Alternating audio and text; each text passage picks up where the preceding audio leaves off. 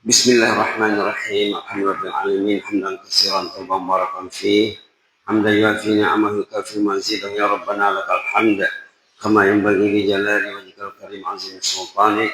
Wassalatu wassalamu ala sayyidina wa habibina wa syafi'ina maulana Muhammad wa ala alihi wa sahbihi sallim tasliman katsiran bi rahmatikal rahimin. Ya Arhamar Rahimin, arhamna bi rahmatikal wasi'ah. Wa'afina wa'fu anna wa ala ta'atika wa syukrika inna. اللهم زدنا ولا تنقصنا واكرمنا ولا تهنا واعطنا ولا تحرمنا واثرنا ولا تؤثر علينا وارضنا وارض عنا. Alhamdulillah, Allah masih mempertemukan kita di rumahnya Masjid An-Nur, lingkungan 8 Dalan Lidang. Kita sudah pernah bilang An-Nur itu artinya sumber cahaya. Dalam Quran ada surah An-Nur. Kita bersyukur kepada Allah, hati kita didekatkannya ke rumahnya. Masjid ini semuanya rumah Allah.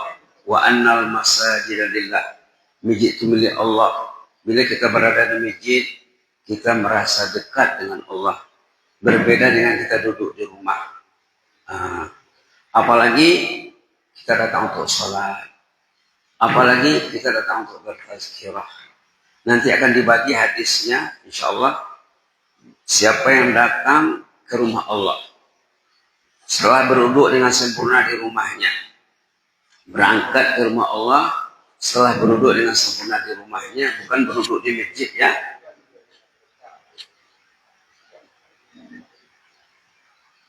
Berwudu di rumah, baru kita berangkat ke masjid.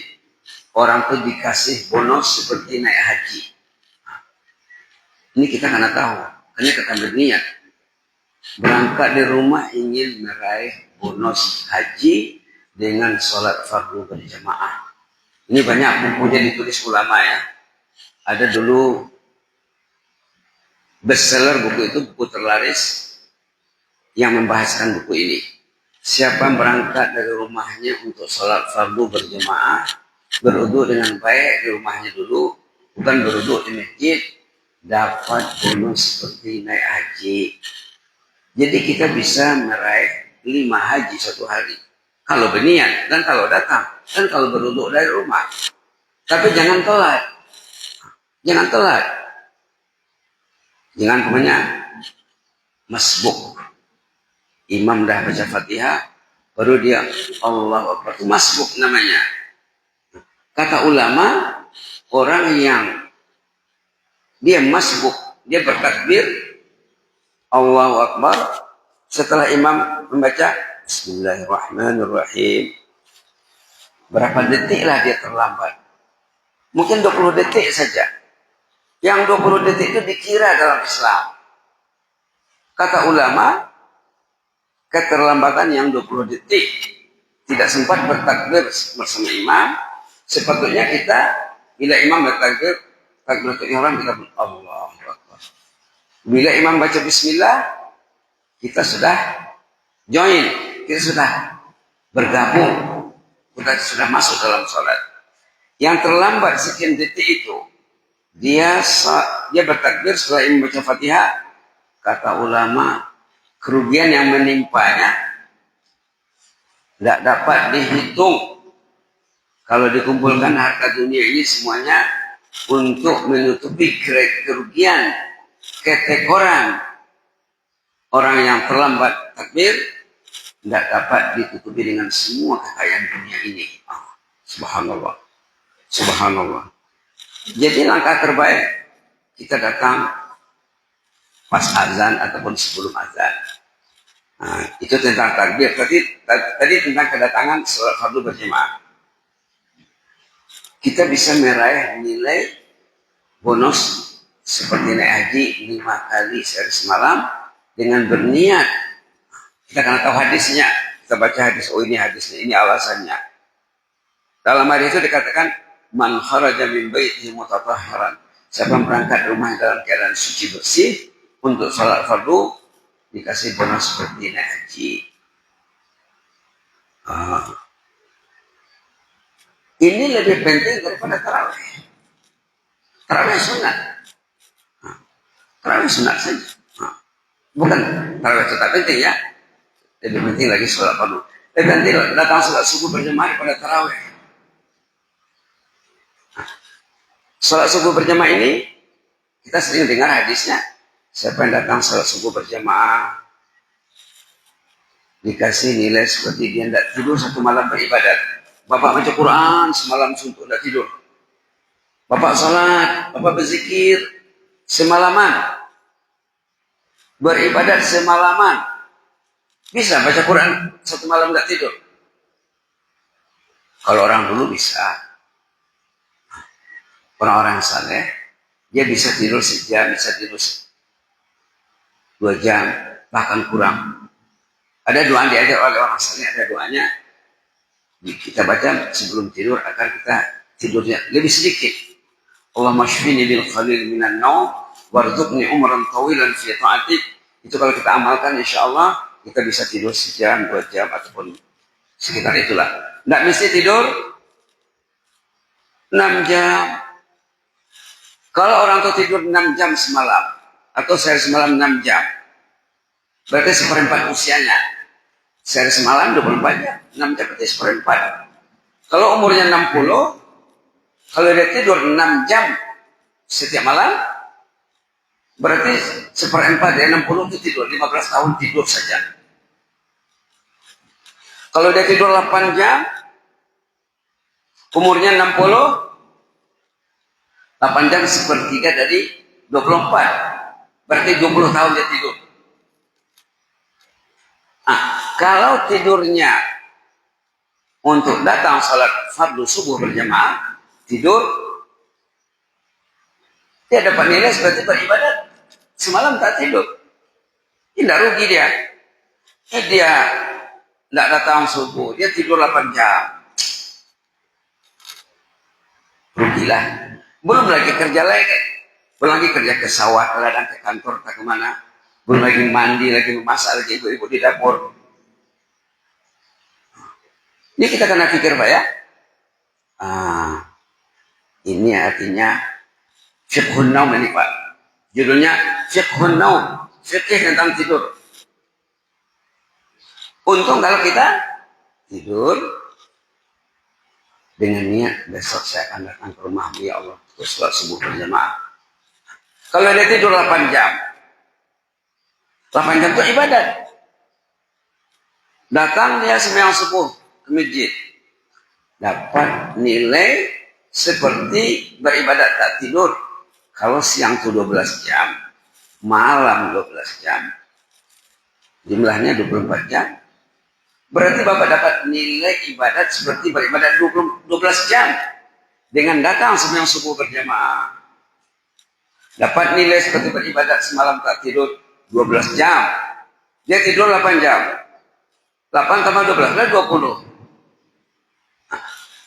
Hadis tentang fadilat sholat subuh tadi dikaitkan juga dengan sholat isya.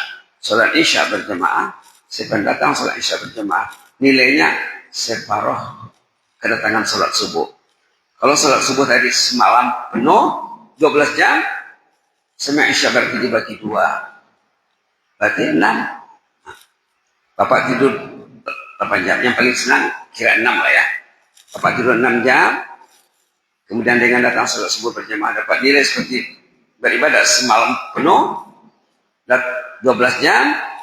Datang sholat isya berjamaah dapat separuh dari sholat subuh. Jadi 6 tambah 12, 18. Tidurnya 6 jam, 24 jam.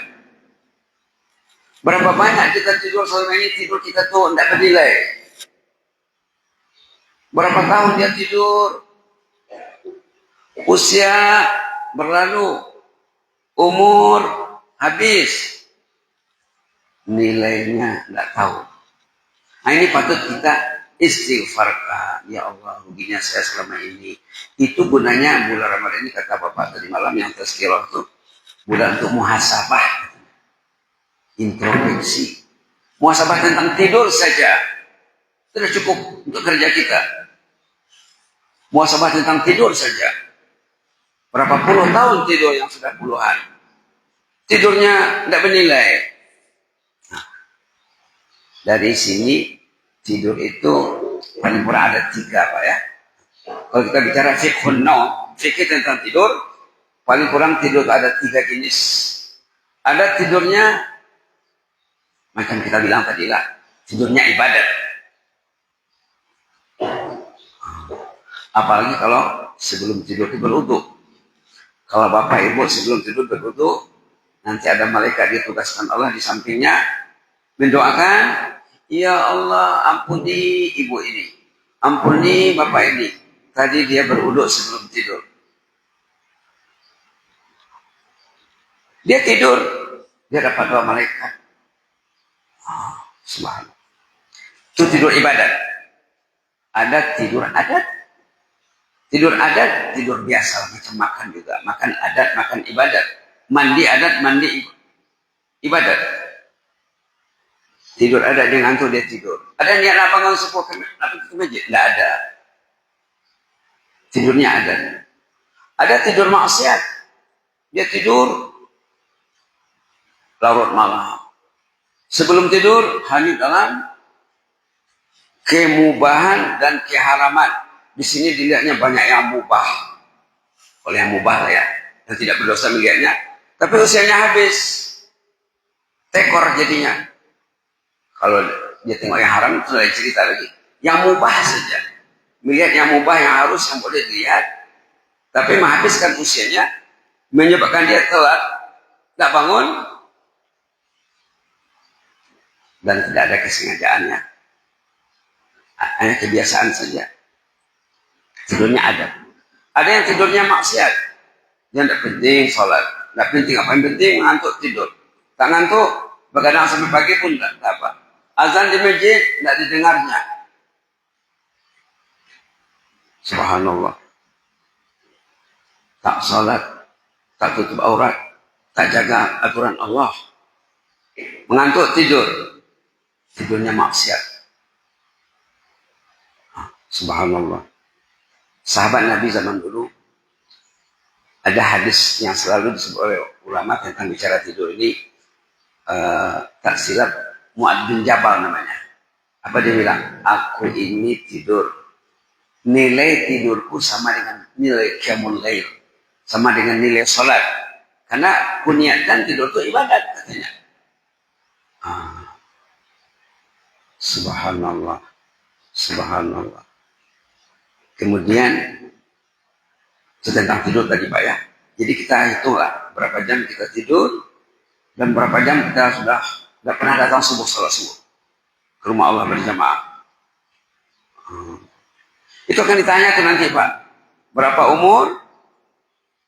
Berapa jauh rumah dari masjid? Ada kendaraan?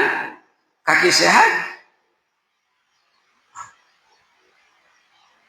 Sebenarnya akan ditanya. Summalatus alunna yawma izin anin na'im. Ayat dalam surah At-Takatsur. Summalatus alunna yawma izin anin na'im. Kemudian kamu akan ditanya tentang nikmat Allah. Ayat 8 Pak ya. Halaman 600.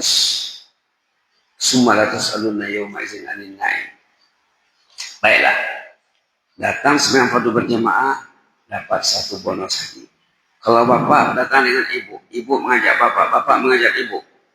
Siapa yang mengajak siapa? Atau bawa anak, atau bawa ahli keluarga. Yang membawa tadi dapat nilai seperti sebanyak orang yang ikut yang dibawanya. Subhanallah. Subhanallah. Baik. Kemudian khusus untuk sembahyang subuh ada hadis khusus, hadis sahih. Siapa yang datang sembahyang subuh atau di pagi hari lah. Siapa yang berangkat di pagi hari ke rumah Allah dengan niat menyampaikan ilmu atau mendengar, menerima ilmu, dapat 1 ibadat haji yang sempurna dalam hadis itu. Berarti lebih hebat daripada kedatangan sembahyang subuh. Siapa yang berangkat dari rumah Allah, ke rumah Allah di pagi hari untuk niat mengajar atau belajar, dapat bonus seperti naik haji. Jadi datang sembahyang subuh ada 2 bonus hajinya. Pertama untuk datang sholat fardu berjamaah. Yang kedua untuk datang mendengar ilmu. Itu maka sering disebut di komunitas-komunitas yang maju, mereka akan bertazkirah setiap pagi, khususnya walaupun 10 menit, 15 menit untuk meraih bonus haji. Kalau tidak, kalau diam saja di masjid, tidak ada tazkirah, tidak ada kultum, tidak ada apa, hilanglah satu orang satu haji setiap hari. Subhanallah, subhanallah. Dan nilai tidur kita, orang yang tidur di malam hari dengan niat dia mau datang sembahyang subuh berjamaah, dia ingin mendengar tazkirah atau menyampaikan tazkirah subuh, nilainya tidak sama dengan tidur orang lain. Sama-sama tidur. Yang nilai yang tidurnya dengan niat untuk sholat fardu berjamaah dan mendengar kultum pagi, tidak sama dengan yang tidak berniat. Atau tidak sama dengan orang yang niatnya untuk sholat saja. Sholat ini perlu pada ilmu, Pak, ya. Orang yang sholat ilmunya tidak cukup, nilai sholatnya tidak akan sempurna, Pak. Di dalam sholat itu kita minta diajar Allah sebenarnya. Contohnya saja, ayat ihdinas siratal mustaqim, bimbinglah kami menempuh jalan yang betul. Macam mana dia ingin betul jalannya kalau dia tidak belajar? Mungkin kesalahan yang sama berulang setiap hari. Dia membaca ihdinas siratal mustaqim, tapi masih melakukan kesalahan. Istrinya, anaknya, ahli keluarga, tidak ada Quran dalam kesehariannya. Itu dah salah, Pak, ya. Berlalu satu hari kalau Quran tidak dipegang, dah satu kesalahan berat. Apalagi bulan Ramadan. Apalagi bulan Ramadan, bulan Al-Quran. Bapak tidak ada Qurannya, ibu tidak ada, anak-anak tidak ada. Yang ada yang lain-lain yang tidak disuruh, dipegangnya. Yang disuruh, yang diwajibkan. Dan dia akan ditanya nanti. Komitmen kita tentang Al-Quran akan ditanya. Bahkan sudah pernah disebut, ya. Nanti dari kemudian, waktu kita menghadap Allah, dan kita akan menghadap Allah. Kita akan menghadap Allah. Ayat dalam surah Maryam. Wa kullu ma'ati yaumal qiyamati farda. Setiap orang akan menghadap Allah nanti farda, satu-satu, one by one. Wa kullu ma'ati yaumal qiyamati farda. Setiap orang akan menghadap Allah satu-satu. Ayat 95, halaman 311. Wa kulluhum ati yaumal qiyamati farda. Setiap orang akan menghadap Allah satu-satu. Suami saja, istri saja. Menghadap Allah. Saat kita menghadap Allah, dalam hadis disebut orang yang ahlul Quran, Quran akan duduk di sampingnya. Quran jadi advokat. Quran jadi lawyer. Jadi pembela. Apa bahasa Indonesia-nya? Bahasa Inggrisnya lawyer. Pengacara. Quran akan jadi pengacara di depan Pak. Allah menanya orang tadi, Quran yang jawab. Allah menanya, Quran yang jawab. Allah menanya, Quran yang jawab. Sudah dijawab 2-3 kali, Allah tidak menanya lagi. Allah bilang apa? Sekarang, kuserahkan orang ini samamu. Anta wa sya'nak. Engkaulah. Kuserahkan samamu. Kata Allah pada Quran. Dalam hadis disebut, lalu Quran tadi mengasih waktu pakaian, mahkota, perhiasan. Quran yang membawanya ke jannah dari sisi Allah. Subhanallah. Allah menja'alna min ahlil Quran. Ya Allah, jadikan kami ini ahlul Quran. Anta wa sya'nak. Up to you. Terserah sama mula. Semuanya sudah diatur Allah, ya. Semua sudah diatur Allah. Quran tadi akan menghiasnya, memberinya pakaian, dan Quran yang akan membawanya sampai ke istananya di jannah. Ada lagi malaikat. Itu bukan Quran. Malaikat juga ada. Itu dalam ayat lain. Malaikat yang bersama Bapak menyuruh Bapak datang ke masjid, malaikat yang menyuruh Bapak baca Quran, malaikat yang menyuruh Bapak mendengar tazkirah. Tazkirah ini wajib, Pak. Orang yang tahu wajib menyampaikan. Tidak tahu wajib belajar.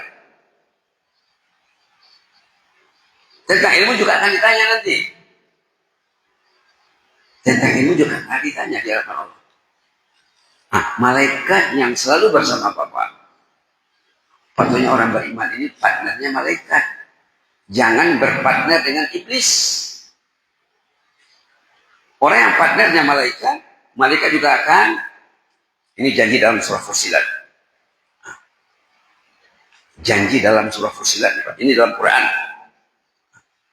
Tadi tentang apa? Tentang Quran dalam hadis. Ini surah Fussilat halaman 480. Malaikat akan bersama Bapak dalam kubur. Akan bersama Bapak di hari kemudian dan akan diantarnya sampai ke istana di jannah. Jadi Bapak tidak ada kesusahan meniti surat al-mustaqim. Tidak ada kesusahan. Tidak ada kesan berjemur di padang mahsyar.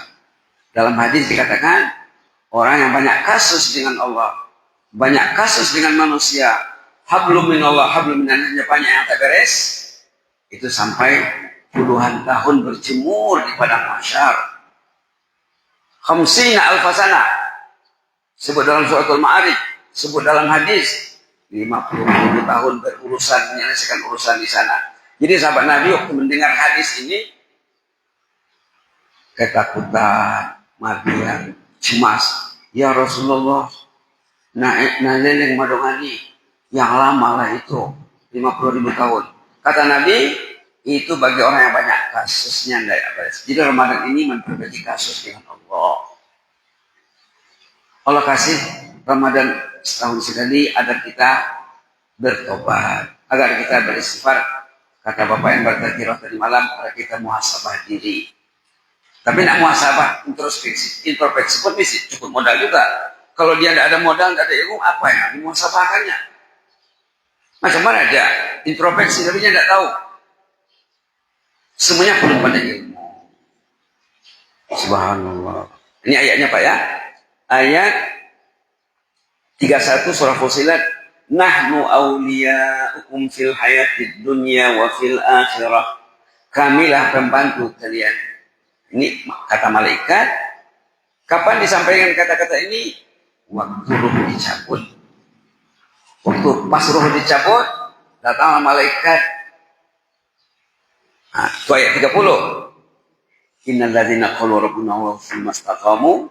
Orang yang beriman kepada Allah kemudian dia istiqamah, dia konsisten. Tatanazzalu alimul malaikah, dia akan dikerumuni malaikat waktu nak meninggal. Malaikat itu ramai yang datang. Subhanallah. Ada rombongan, ada pasukan khusus, ada pansus, pasukan khusus yang datang memberi semangat. Allah takhafu, ibu jangan takut ya, bapak jangan takut, wala tahzanu, jangan sedih ya, bapak jangan sedih berpisah dengan istri, istri jangan sedih berpisah dengan suami, ayah, ibu jangan sedih meninggalkan anaknya. Itu kan kami urus nanti kata malaikat. Wa absyiru bil jannah, gembiralah bapak akan menjadi ahlul jannah. Sebelum dia dicabut rohnya, dia sudah digembirakan oleh malaikat bahwa bapak itu ahlul jannah. Ibu itu sudah digembirakan bahwa dia itu ahlul jannah. Wa absyiru bil jannah, gembiralah Pak, gembiralah Bu, gembiralah Tuan, gembiralah Puan. Bahasa Malaysianya ya. Bil jannah, bapak ahlul jannah. Allati kuntum tu'adun, yang dijanjikan selama ini. Nahnu awliya'ukum, ayat 31. Kami ini membantu Pak. Pas Israel belum datang lagi, roh belum dicabut, datang malaikat penghibur. Dia sudah yakin keyakinannya sudah maksimal, di situ dicabut ruhnya. Ya enggak susah. Di kubur ada malaikat. Pada masyar, ayat ini fil hayati dunia, selama di dunia, wa fil akhirah, dan di akhirat juga. Dalam tafsirnya, sejak sekarang malaikat bersamanya, pergilah ke masjid bu, pergilah ke masjid pak, pergi orang tuh. Kalau dia bersama malaikat, masjid bisa dekat di hatinya. Kalau susah nak ke masjid, itu kan malaikat kawannya. Itu musuh malaikat kawannya. Itu ayat lain nanti. Subhanallah. Jadi tadi kita tentang Quran ya, sebenarnya tentang Quran. Tadi kita kaitkan dengan malaikat karena ya sama-sama. Malaikat ada di sampingnya, Quran ada di sampingnya. Waktu ditanya Allah, bila ditanya orang yang bermasalah, banyak kasus, ditanya Allah nanti, Quran ngomong juga, ya Allah ini lain ini. Ini tidak baca Quran bapak ini nih. Di rumahnya tidak ada Quran dibaca walaupun Ramadan. Komplain malaikat dapat di hadapan Allah. Ini brengsek nih pak. Dah rumah dekat dengan masjid. La ilaha illallah. Lalu Allah bilang apa? Terserah sama kamu sajalah. Mau diapakan orang ini. Maka dalam hadis dibilang, Quran yang menjelma seperti makhluk Allah yang berbicara, yang mendampingi orang yang waktu berada di mahkamah Allah, Quran ini akan melemparkannya ke dalam neraka. Maka dalam hadis ada hadisnya, Al-Qur'anu hujjatun laka au alaika.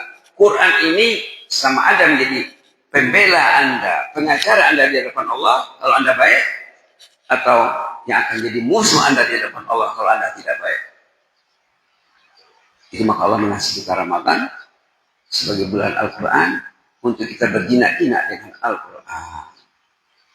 Jadi kita perlu belajar banyak ya. Perlu banyak. Ada buku di rumah, kadang dibawanya hari ini tidak dibawa. Judulnya Etika Belajar Mengajar Al-Quran. Di sana disebutkan kisah orang yang berada di mahkamah Allah nanti. Ada di sana hadisnya. Mudah-mudahan bermanfaat Pak ya.